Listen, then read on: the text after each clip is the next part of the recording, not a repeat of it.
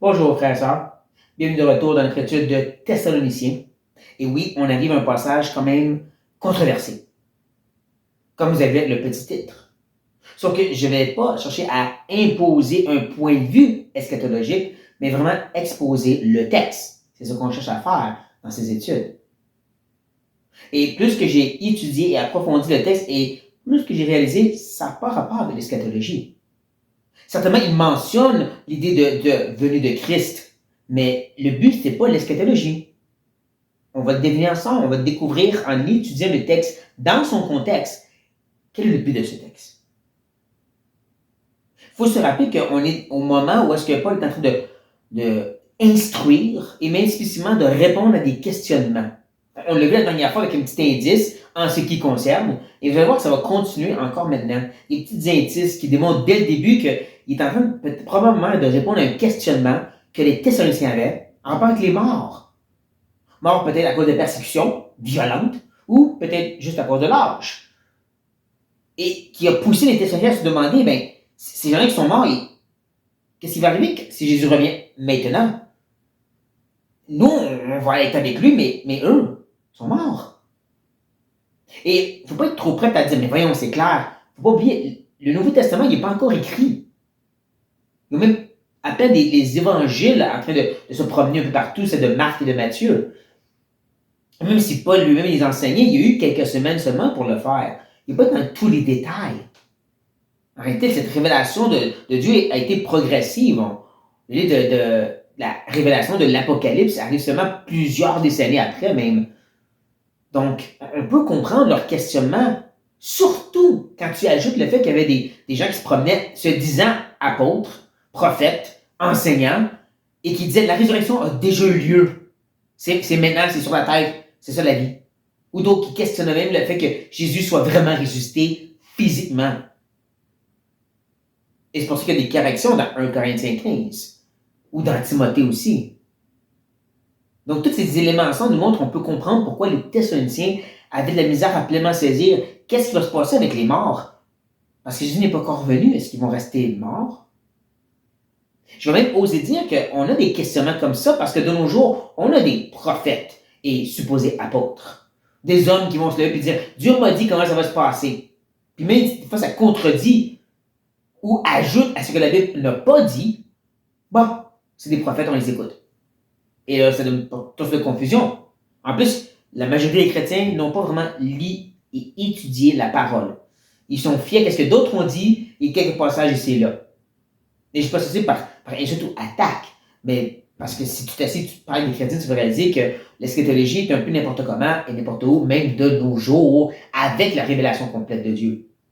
Donc encore, on peut comprendre la situation des Thessaloniciens, leur questionnement. Et c'est de voir comment Paul répond à tout ceci. Donc, avec cette belle grosse introduction, rentrons dans notre texte. Nous ne voulons pas, frères, que vous soyez dans l'ignorance au sujet de ceux qui dorment, afin que vous ne vous affligez pas comme les autres qui n'ont point d'espérance. Le fait que Paul adresse ce sujet démontre un petit peu déjà qu'il y a un problème. Pourquoi le mentionner si la visite de Timothée n'a pas ressorti un peu des questionnements et des doutes en rapport avec les morts pour pousser Paul à dire « j'aimerais vous enseigner sur ce sujet ». Ça a du sens. Maintenant, une grande question se poser à ce verset, et les autres aussi, c'est quoi le sujet principal? C'est quoi le sujet du verset? Et moi, je vous dis très simplement, c'est ceux qui dorment. Ça a rapport avec ceux qui dorment. Qu'est-ce qui va se passer avec eux? On voit que verset après verset, Paul va expliquer qu'est-ce qui va se passer avec eux pour finalement dire maintenant qu'est-ce qui va se passer avec les vivants. On voit que, premièrement, le sujet, c'est ceux qui dorment. Un euphémisme, une façon de partager d'une façon imagée les morts. On voit dans la Bible souvent l'idée que les gens dorment. Et c'est une façon de dire qu'ils sont morts. Jésus lui-même va l'utiliser. En Lazare, il dort. Ça ne veut pas dire qu'il n'était pas conscient de la mort. Hein, faire attention à ça, la Bible dit aussi qu'ils sont conscients.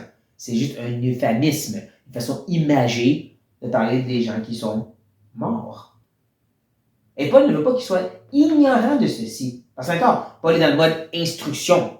On veut clarifier des choses ici. Et il y a une raison pour ceci. Il dit c'est afin que. Il ne veut pas qu'il soit affligé de aspects négatifs. Hein? Vous ne soyez dans l'ignorance, très négatif, manque d'information. Et ensuite aussi, ne soyez pas affligés. On voit l'aspect négatif qu'il Paul veut corriger. Et c'est intéressant parce qu'il veut pas qu'il ressemble aux autres. Parfois, c'est d'étrangers qui n'ont pas d'espérance. La dernière fois qu'on était ensemble, on a vu que Paul parlait justement d'avoir un bon témoignage d'amour et de servir, de travailler de leurs mains auprès de ceux du dehors. Probablement les autres ici, c'est eux, les gens du dehors qu'il a déjà mentionné. Ça fait toujours partie de cette liste de voici une bonne façon d'avoir un excellent témoignage devant eux. L'amour, le fait que vous travaillez fidèlement et le fait que vous n'êtes pas dans la crainte, l'affliction en rapport avec les morts. Parce qu'on sait que la mort n'a plus de pouvoir sur nous. Nous avons embrassé celui qui est la vie même, Jésus-Christ. Donc nous avons cette espérance que le monde n'a pas. Même les religions ont toujours ce peut-être que, mais on n'est pas certain. Mais en Jésus-Christ, c'est cette certitude, oui, parce qu'il est la vie. Et ne manquez pas qu'il revient sur ce petit mot espérance. Parce qu'il revient sur les trois pattes de ce pouf de la chrétienté. Hein, cette trinité de la chrétienté. Il a parlé beaucoup de l'amour. Il a parlé aussi de la foi. Et là maintenant, il revient sur l'espérance. Pas l'espérance dans mes propres idées et opinions. Pas une espérance dans des promesses que Dieu m'a faites au flou. Mais dans ceux qui sont écrits noir sur blanc. L'espérance qu'il nous prépare une place et qu'il va venir nous chercher. Ou encore mieux, c'est que Paul va décrire. Il va expliquer pourquoi justement on ne doit pas être de ceux qui manquent d'espérance et qui sont affligés avec les morts. Mais c'est parce que, car si nous croyons que Jésus est mort et qu'il est ressuscité, croyons aussi que Dieu ramènera par Jésus et avec lui ceux qui sont morts. Vous voyez que pas, comme je dis, c'est vraiment le sujet du verset. C'est mort. La grosse inquiétude qui était sur le cœur des Thessaloniciens. Paul dit, ne vous inquiétez pas. Dieu va les ramener.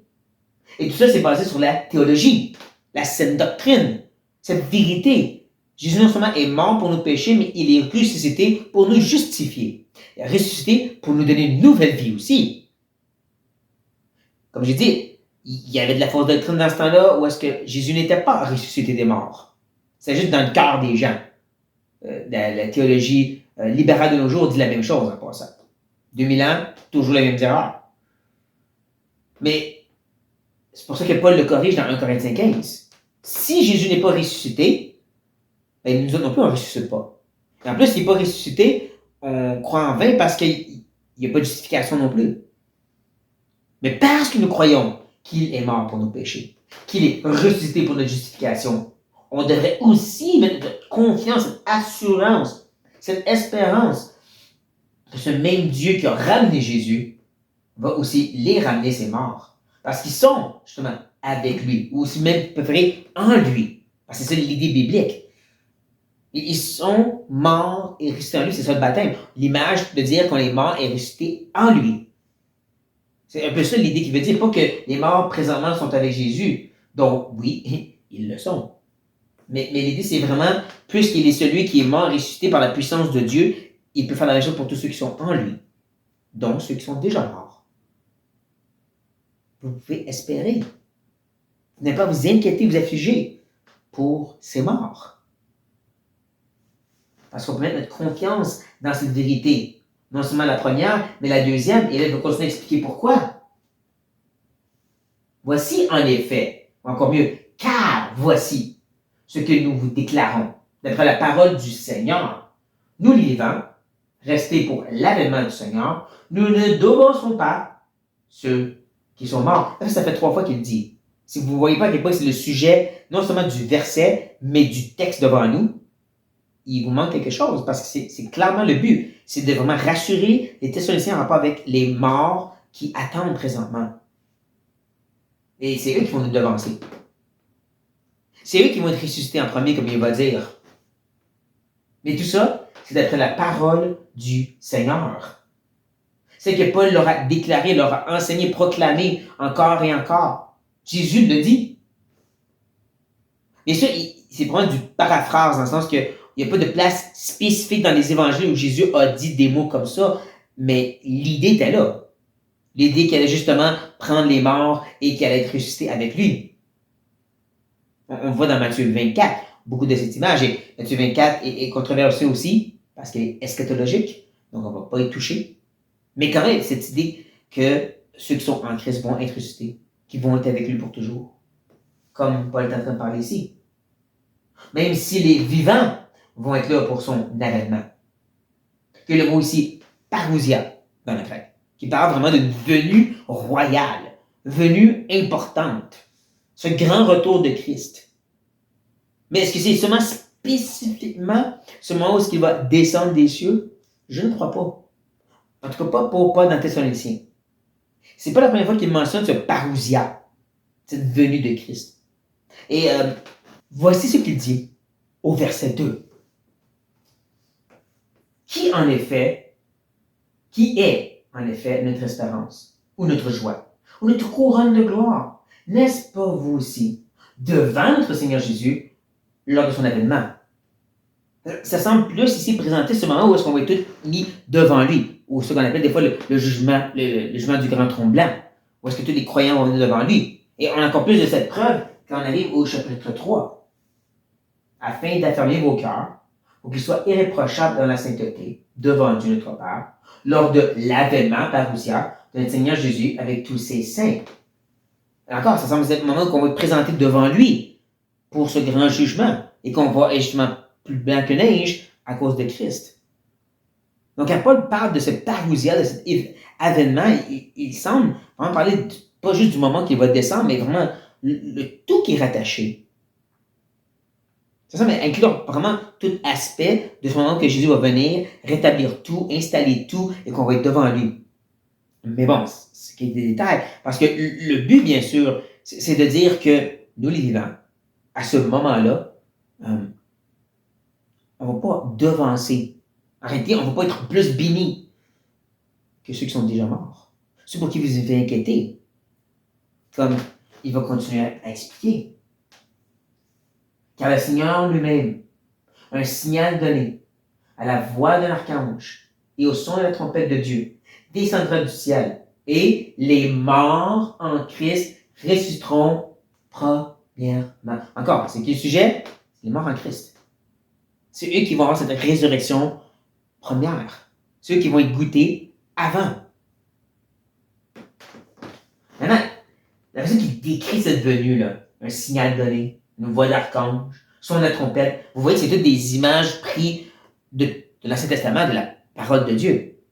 Les trompettes étaient utilisées dans l'Ancienne Alliance pour proclamer le temps des fêtes spécifiques, ou pour dire c'est temps d'aller à la guerre, ou rassembler pour servir le Seigneur. Donc c'est vraiment un gros chant, un gros cri pour dire venez à Dieu.